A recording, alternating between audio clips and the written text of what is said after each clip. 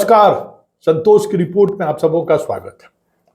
और आज हम संतोष की रिपोर्ट में चर्चा करने जा रहे हैं कि चुनाव तो 2025 नवंबर में, तो संभावित अगर बात करें, अभी भी सरकार के पास लगभग 15 महीने का समय है काम करने के लिए। लेकिन जिस तरीके से राजनीतिक बिसात बिछाई जा रही है, ऐसा लग रहा है कि इसी 2024 के नवंबर में तो चुनाव नहीं होना है। जी हाँ, बीजेपी की बेचैनी तो यही कह रही है, क्योंकि लोकसभा चुनाव के बाद जिस स्तर पर बदलाव बीजेपी ने अपने संगठन में, अपने सहयोगियों में किया है, लग रहा है जैसे सब कुछ कितना जल्दी हो जाए, जितनी जल्दी हो सके, कोई छूट ना जाए, कोई नाराज ना हो जाए, कोई मुंह ना फुला ले, इस तरीके की चीजें देखने को मिल रही है। देखिए, बिहार की सियासत को अगर आप गौर करिए तो बीजेपी जब नीतीश के साथ रहती है तो कंफर्ट रहती है कि भाई हमें बहुमत के जुगाड़ के लिए कुछ सोचना नहीं है। हालांकि 2020 में जो चिराग मॉडल चला उसको लेकर थोड़ी परेशानी हुई, लेकिन फिर भी सरकार कंफर्ट मेजोरिटी से बन गया। 2024 के लोकसभा चुनाव में कुछ चीजें चल रही थी, अगर रिजल्ट कुछ उलट होता है तो फिर नीतीश का तख्ता पलट तय था, जिस तरीके से बीजेपी ने बिसात बिछाई थी। हालांकि रिजल्ट के बाद बीजेपी ने हार स्वीकार कर लिया है, एकदम नीतीश शरणम गच्छामी वाली स्थिति है।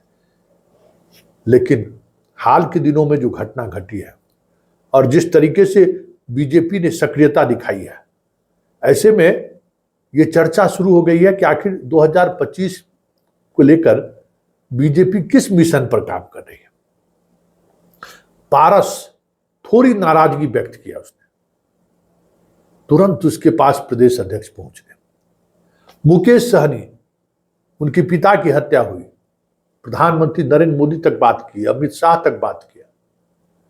जिस पार्टी को न एक विधायक है, न एक सांसद है, और न एक विधायक और सांसद जिताने की कैपेसिटी अभी दिख रहा है, और उसके घर कोई घटना घटती है तो प्रधानमंत्री और गृह मंत्री तक फोन करते हैं, डीपी बदल जाता है।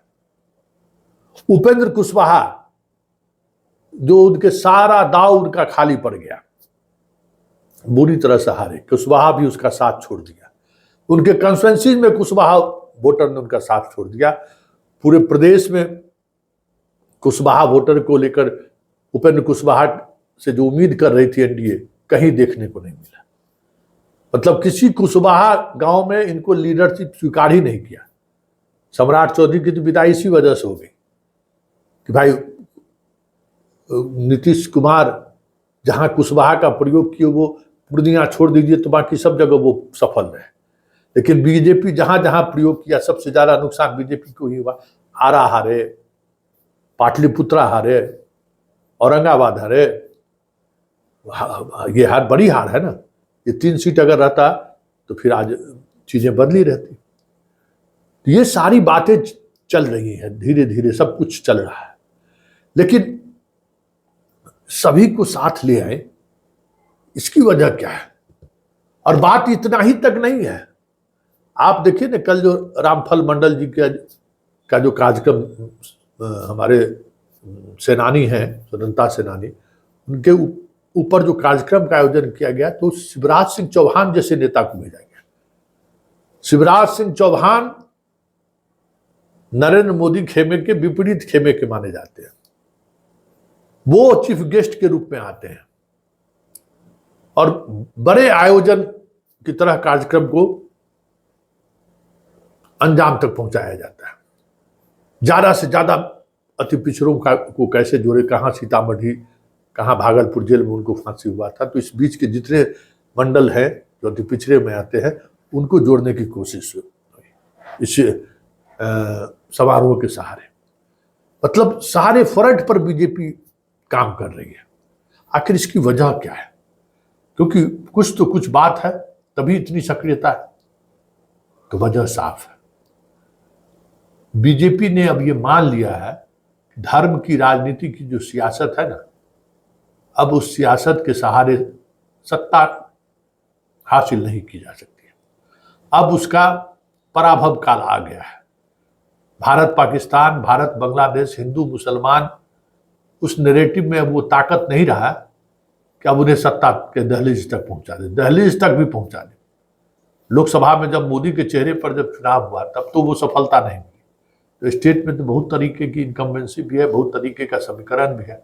तो फिर मतलब मोदी का चेहरा, मोदी मैजिक अब नहीं है, मोदी का मैजिक अब खत्म हो रहा है। तो ऐसे में जो राजनीति इस बार मोदी मैजिक को कमजोर किया या राम के राजनीति को कमजोर किया, उसको लेकर बीजेपी काफी सचेष्ट है। आरक्षण, दलित विरोधी, पिछड़ा विरोधी, ये जो छवि बनाने की कोशिश हुई और उस कोशिश में विपक्ष जितना कामयाब हुआ, ऐसे में अब बीजेपी अपने दामन पर कुछ भी ऐसा दाग देखना नहीं चाहता है या दाग लगाना नहीं चाहता है जिससे उसकी छवि और मजबूत हो जाए कि ये आरक्षण विरोधी आदमी है। इसलिए याद होगा कि सुप्रीम कोर्ट का जजमेंट हुआ और 24-48 घंटे के अंदर में कैबिनेट करके कर दिया कि भाई नहीं नहीं नहीं नहीं, मतलब इतने अनुकूल जजमेंट के बावजूद भी रिस्क लेने की स्थिति में नहीं है। हालांकि चर्चा यहां तक हो गई कि चिराग को भी सेट किया जा रहा है, चिराग की पार्टी को भी तोड़ा जा रहा है। वो वजह दूर दूर तलक वो नहीं है, क्योंकि चिराग की पार्टी को तोड़ेंगे तो फिर एक जो दलित विरोधी जो छवि इनकी बनी है, वो छवि एक बार फिर से मजबूती से लोगों के दिल दिमाग पर बैठने लगेगा। क्योंकि मोदी में वो बात नहीं रही कि सुप्रीम कोर्ट के जजमेंट के अनुसार क्रीमी लेयर और वर्गीकरण में को लेकर वो आगे बढ़े। अब वो ताकत नहीं रहा उनको, है ना, वो साहस है।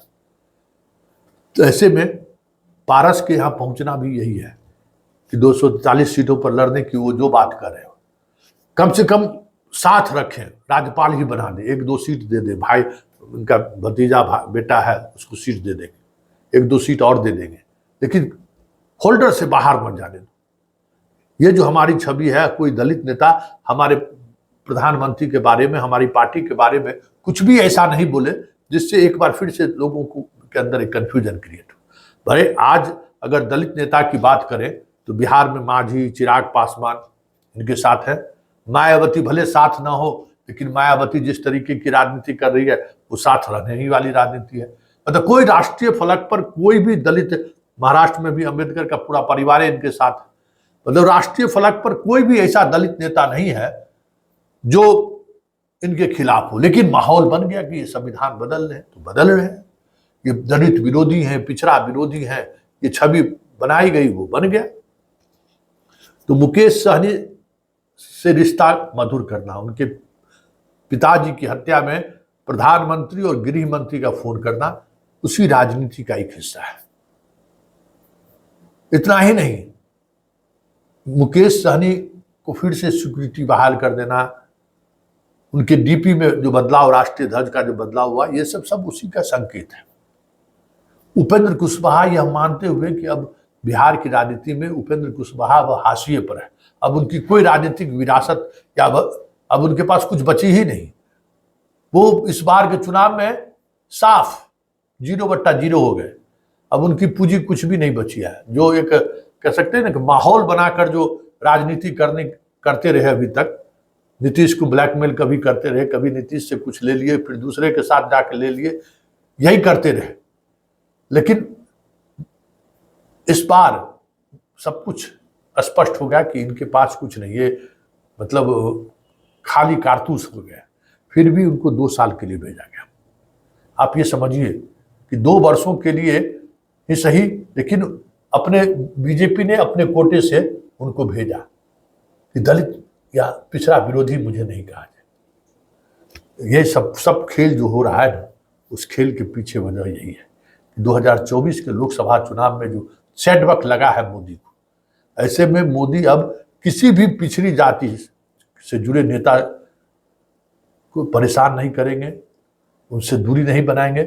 उनकी पूरी कोशिश होगी कि साथ रखें और एक इमेज जो बन गया है संविधान विरोधी, आरक्षण विरोधी, पिछड़ा विरोधी, दलित विरोधी, वो उस इमेज को थोड़ा कम करें। क्योंकि मोदी का जो अपना आभा मंडल था वो तो अब जिताऊ नहीं रहा, और ऐसे में जातीय आभा मंडल अगर मतलब जोर पकड़ने लगे तो फिर मोदी की राजनीति रहेगी कहाँ। इस खतरा को मोदी महसूस कर रहे हैं। इसलिए बिहार में अति पिछड़ों को साथ लाएं। जो पिछले चुनाव में कुछ जगह प्रयोग कर दिया आरजेडी ने, बनिया को टिकट देके, विधानसभा में तो वो जीता ही, लोकसभा में भी जबरदस्त टसल शिवहर में वो दे दी ऋतु जायसवाल को उन्होंने खड़ा करके। तो वो उसका बनिया फोल्डर से बाहर नहीं हो तो कुशवाहा से हटाकर एक बार फिर दिलीप जायसवाल को अध्यक्ष बनाकर पार्टी जोड़ने की कोशिश की। बरसों से ब्राह्मण कोई राज्यसभा नहीं गया था, आप इधर हाल के दिनों में देख लीजिए। और बक्सर में ब्राह्मण हार गया चुनाव, और गोपाल जी ठाकुर को उम्मीद थी कि उन्हें मंत्री बनाया जाएगा, किसी ब्राह्मण अश्विनी चौबे का टिकट काट दिया गया। तो ब्राह्मण नाराज ना हो इसलिए मनन मिश्रा को भेज दिया। तो ये सारी कवायद जो है ना, जहां मोदी को लग रहा है कि हम कमजोर हो रहे हैं और अब हमारी परेशानी बढ़ सकती है, क्योंकि धर्म की राजनीति का दायरा अब धीरे धीरे सिकुड़ता जा रहा है। हिंदू मुसलमान का दायरा, राजनीतिक दायरा अब सिकुड़ता जा रहा है। भारत पाकिस्तान, गौ हत्या, ये जितने तमाम ऐसे मुद्दे, लव जिहाद, जिसके सहारे मोदी फलते फूलते रहे, अब वो स्थिति आज नहीं है। ऐसे में जाति की राजनीति को कैसे मोदी अपने पक्ष में रखे, इस वजह से ये सारी बिसातें बिछाई जा रही है। चिराग का पार्टी टूटने वाला नहीं है, निश्चिंत रहिए। ना ही चिराग के साथ किसी तरीके का छेड़छाड़ होने वाला है, क्योंकि चिराग अगर शहीद हुआ और वो अपनी शहादत को लेकर सड़क पर उतर गया तो फिर नीतीश के खिलाफ तो लोगों में गुस्सा है ही, इनकम्बेंसी है ही। बहुत तरीके का बिहार में परिवर्तन 2025 में दिखने लगे तो कोई बड़ी बात नहीं होगी, और इस बात को मोदी समझते हैं। इसलिए बिहार में कोई भी फ्रंट बने, वो फ्रंट नीतीश और बीजेपी के इर्द गिर्द रहे, ये कोशिश बीजेपी की है। अब इस कोशिश में बीजेपी को कितना कामयाबी मिलती है ये तो आने वाला वक्त बताएगा, क्योंकि ये सारी कवायद और प्रशांत किशोर की कवायद, दोनों कवायद को अगर आप एक पलड़ा पर तौलने की कोशिश करिएगा तो बहुत कुछ समझ में आएगा कि बिहार को लेकर अभी भी संघ और बीजेपी काफी आग्रही है कि किसी तरीके से बिहार में एक बार कमल खिल जाए।